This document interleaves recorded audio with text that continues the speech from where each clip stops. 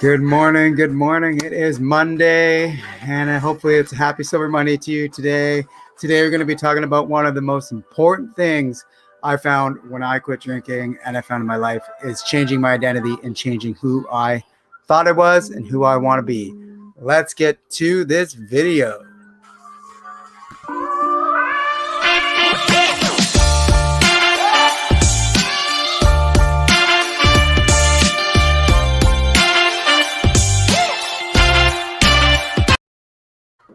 Good morning, everyone. Hope you're having a happy, sober Monday. Hope you had a good weekend.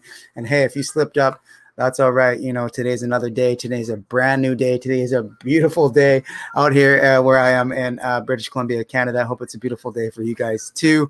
And this morning I even had my little moment of a screw up. I was supposed to wake up at 5 a.m. I've been doing that for the past I think 6 months or whatever, at least Monday to Friday. And this morning I had set my alarm clock for 6 o'clock, woke up at 5:55 and thought, oh shit, I need to wake up. So anyways, I'm up and at 'em. I was supposed to be here at 7, but maybe 8 o'clock. Maybe this is God's blessing, and maybe 8 o'clock was a better time for people to tune in. Anyways, today we're going to be talking about an important topic. And the topic is going to be part of the series of getting over the first 7 days of drinking, because the first 7 to 10 days is super important when you're creating a habit, and when you're especially when you're getting over drinking, because you have this old identity that's trying to push back and get you through that. So anyways, we're going to be talking about that today. Changing your identity is one of the most important things that I found when I was quitting drinking. Just a quick medical warning before we get started. If you cannot go 1 to 2 hours without a drink, you might be have severe alcohol withdrawal symptoms. You might be needing to seek medical attention. There's a difference between an alcoholic and a problem drinker. An alcoholic has physical symptoms, physical withdrawal symptoms, extreme ones that they can't control, and they've done some certain things to the brain that they cannot change, that they need medical attention for. If that's you, please seek medical attention. I'm not a doctor. I'm not a therapist. I'm not a counselor. I am a life coach. So if you have trauma, if you have those kinds of things, please seek out medical attention or professional help from a counselor or a therapist. But if you think you're just a problem drinker who is psychologically addicted to alcohol, I've definitely been through it. I've been through it, and I've got over it.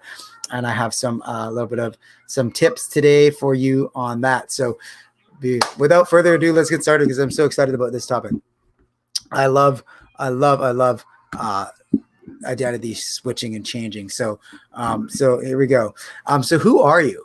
And this question really got to me before I quit drinking, because I thought I knew who I was. I thought I was the funny, adventurous guy who liked to get drunk with his friends and do all this crazy stuff. And I was daring, I was exciting, I was an intellectual, could talk for hours about anything. You know, people were interested in what I had to say.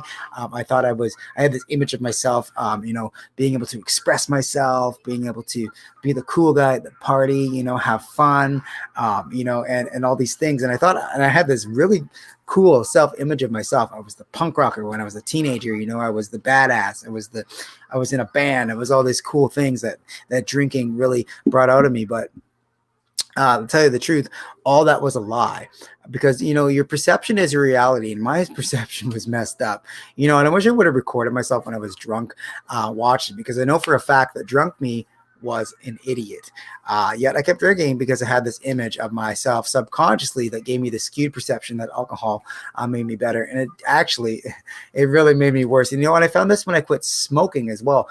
Cigarettes is one of those things that I had this image of myself being this cool guy smoking. And it's because media and, things around you, the other people around you, media, all these things lie to you, and they tell you there's this super benefit. You're so cool when you smoke. You're so cool when you drink. Look at the drinking commercials. Look at the alcohol commercials. Oh, you have fun. You're going to be like Captain Morgan. You're going to go and have all these awesome adventures, and chicks are going to fly all over you, and you're going to be so great and fun. But in reality, if you've ever been around drunk people and you've been sober, which is it was rare for me when I was drinking, because I was drunk too. But once you sober up and you realize that you're around drunk people, they're annoying. They're on a habit loop. They keep talking about nothing. They're loud. They're obnoxious. They do dumb things, and all these things. And you realize, holy crap, that was me. I was that person. And that was a huge shift for me. So, alcohol lied to me. It told me that, I was less anxious. I was less stressed. And maybe maybe it numbed those things out.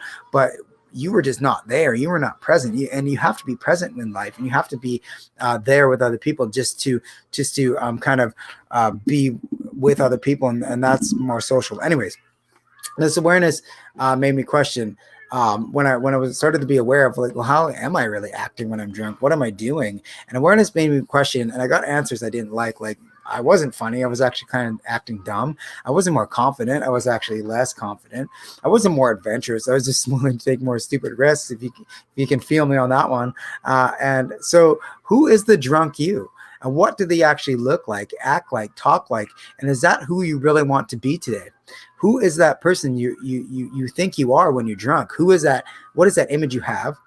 And ask yourself, is that true? Am I the confident, suave, person that can talk to everybody, and I'm so cool and sexy and all these things when I'm drunk? Or is it a perception thing that you think you are, but really it's not true? It's not reality, because your perception is your reality, right? So the way you perceive your life is the way you're gonna look at it. But is that actually true? And that's all comes about being self-aware. And self-awareness is just one of those skills I cannot tell you enough, that you need to be self-aware of your habits. You need to be self-aware of what you're doing. You need to be self-aware how you act with other people, how other people act around you.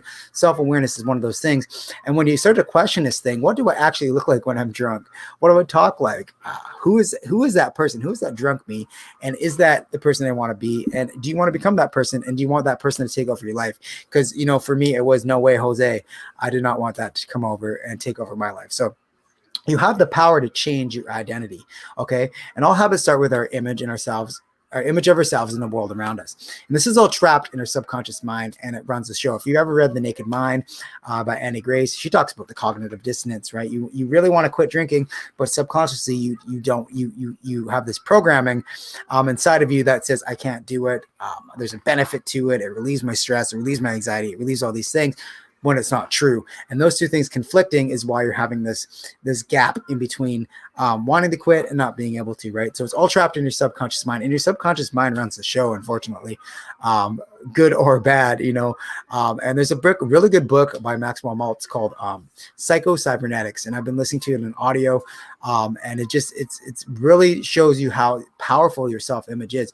Your conscious mind can set goals. Your conscious mind can, put out a plan. Your conscious mind can draw up a map. It can do all these things to get there, but your subconscious mind is the one running the show. So even if you have a goal, even if say I want to quit drinking for the next 7 days, and you have this self-image of yourself getting a benefit from this, you have the self-image of you're a better person when you're drunk, you have the self-image that you're more confident when you're drunk, you have the self-image that all these things that alcohol is lying to you about, you're not going to be able, there's going to be a disconnect there, right? So, but the good news is, once you're aware of the power of your subconscious mind, you can reprogram it into something to become a better you. Isn't that what we're all about, right? Is becoming a better you. So let me ask you a question.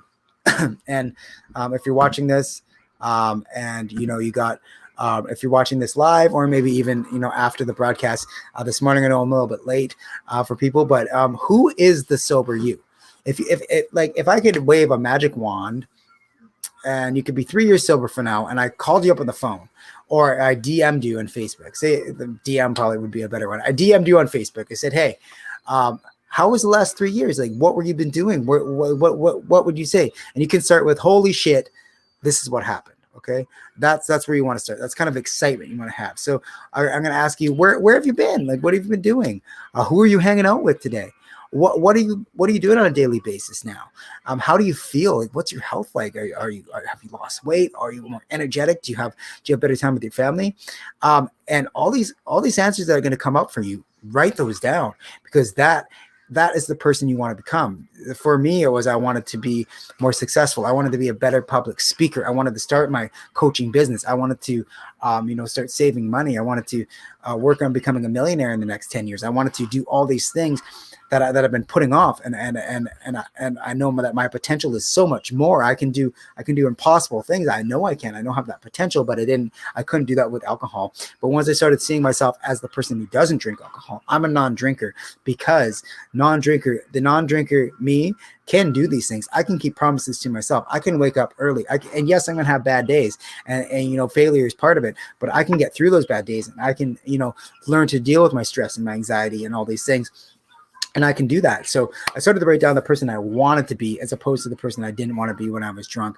And that just comes with honesty. Like, who are you when you're drunk, and what are you doing on a daily basis when you're drinking, and how is that affecting your life, as opposed to what would you want to do? Who's that person you want to become? What are they doing? And those are the goals you want to set. Once you realize that, once you have this list of, okay, I want to be this person, now you can say, well, this person meditates, this person reads books, this person has ways, plans around getting around roadblocks. This person has plans around saying no to people. This person is confident. This person is, and then you can start working on those things and set goals. So let that person kind of be your guide and your compass when you're quitting drinking. That's why AA works for some people. It didn't work for me because I didn't want to label myself an alcoholic, and I didn't want to be in recovery for the rest of my life, because that's not who I want to be. I want to be a non-drinker. I don't want to label myself as an alcoholic and feel like alcohol still has control over my life 10 years from now. It doesn't. It does not have any control over my life. I control my life. I'm in charge, and you can be in charge too. It just, you need to really shift into being a non-drinker. You need to shift your life into a lifestyle that alcohol doesn't even belong there, because there's no way, it's not congruent. There's no way you can do the things you want to do and have alcohol in your life. You can't wake up early and have alcohol in your life, because you're going to be hungover. You're not going to keep promises to yourself. You can't spend time with your family and have alcohol in your life, because you're going to be hungover and you're going to waste 2 to 3 hours in the morning just feeling sick and disgusting. You can't read books and have alcohol in your life, because alcohol messes up your brain.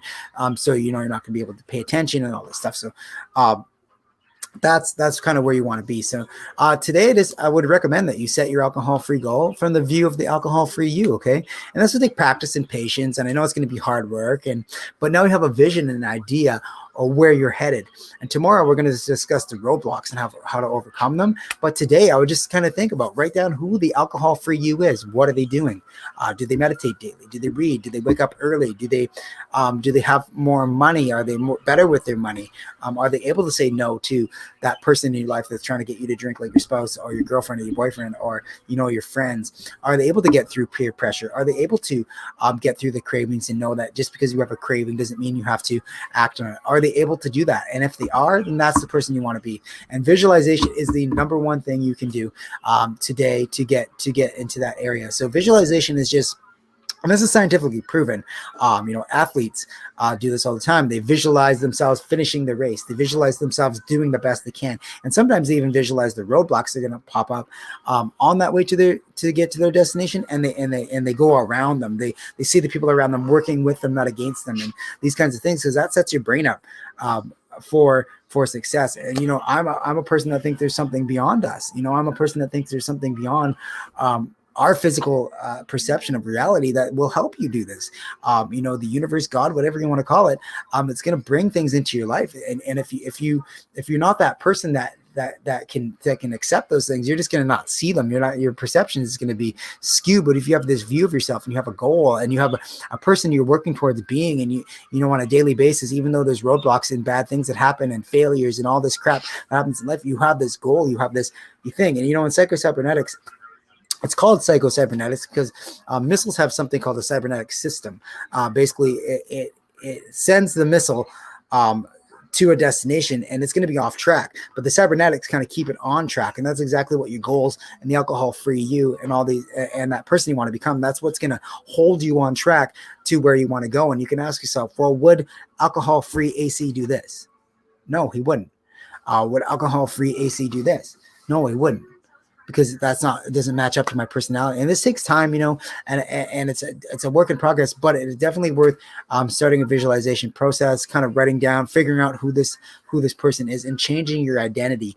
Because once you change your identity, then your habits come. I talked about atomic habits, or this tiny little habits that change things over time.